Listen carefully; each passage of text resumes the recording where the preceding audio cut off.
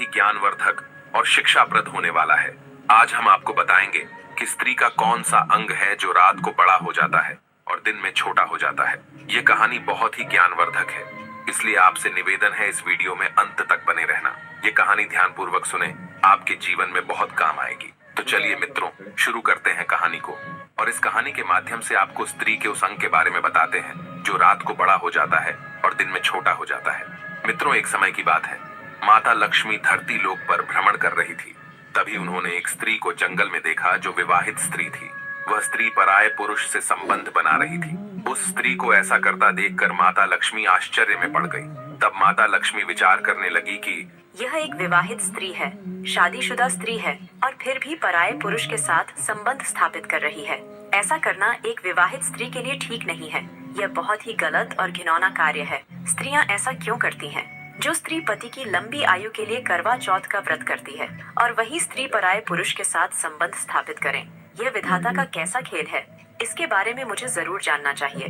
मित्रों, फिर माता लक्ष्मी विचार करती हैं, मैं कैसे पता लगाऊं कि स्त्रियां ऐसा क्यों करती हैं? तभी लक्ष्मी जी के मन में आता है कि क्यों ना भगवान विष्णु से इस सवाल का जवाब पूछा जाए। वही इस बात को सही तरीके से बता पाएंगे कि एक विवाहित स्त्री जो करवा चौथ का व्रत रखती है पति की लंबी आयु के लिए, और कुछ स्त्रियां पराये यानी गैर मर्दों के साथ में संबंध बनाए, आखिर वे ऐसा कैसे कर सकती हैं? मित्रों, इस रहस्य को जानने के लिए माता लक्ष्मी भगवान विष्णु के पास पहुंच जाती है। माता लक्ष्मी को चिंतित देखकर भगवान विष्णु ने कहा, हे देवी, आज तुम्हारा चेहरा देख करके मुझे ऐसा लगता है कि तुम कोई आश्चर्यजनक बात हमसे पूछने के लिए आई हो। अब तुम बताओ, क्या पूछना चाहते हो? तुम निसंकोच होकर के पूछो। तब माता लक्ष्मी ने भगवान विष्णु से कहा, हे प्रभु, मैं आज जब धरती लोक पर भ्रमण कर रही थी तो मैंने एक विवाहित स्त्री को पराये पुरुष से संबंध बनाते हुए देखा। मैंने देखा है कि स्त्रियां जो होती है वह करवा चौथ का व्रत धारण करती है ताकि पति की आयु लंबी हो जाए, लेकिन फिर वही स्त्री पराये पुरुष के साथ संबंध बनाए, तो यह कैसे हो सकता है? स्त्री का ऐसे काम करना बहुत गलत है। ऐसा स्त्रियां क्यों करती हैं? और साथ ही हे प्रभु, इसके साथ ही मेरा आपसे एक सवाल यह भी है कि स्त्रियों का वह कौन सा अंग होता है जो रात को बड़ा हो जाता है और दिन में छोटा हो जाता है? मेरे यही दो सवाल है जो आपसे मैं जानने आई हूँ। इसीलिए हे प्रभु, इन सवालों का जवाब देने की आप कृपा करें। मैं इस बात को समझना चाहती हूँ कि करवा चौथ का व्रत रखने वाली स्त्रियाँ यानी पतिव्रता बनने वाली स्त्रियाँ पराये पुरुषों के साथ संबंध क्यों बनाती हैं? वे ऐसा क्यों करती हैं? और वह अंग कौन सा होता है जो रात को बड़ा और दिन में छोटा हो जाता है? इनका अर्थ क्या है? और स्त्रियां अपने पति के साथ धोखा क्यों करती है? कहते हैं कि हे देवी, तुमने आज जो ये दो प्रश्न मुझसे पूछे हैं, इनमें समस्त मानव जाति का कल्याण छिपा हुआ है।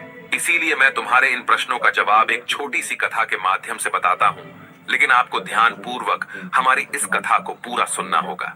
मित्रों, तब माता लक्ष्मी वचन देते हुए कहती हैं कि ठीक है प्रभु, मैं आपको वचन देती हूँ कि आप जो भी कथा सुनाएंगे मैं उसे ध्यान पूर्वक पूरा सुनूंगा।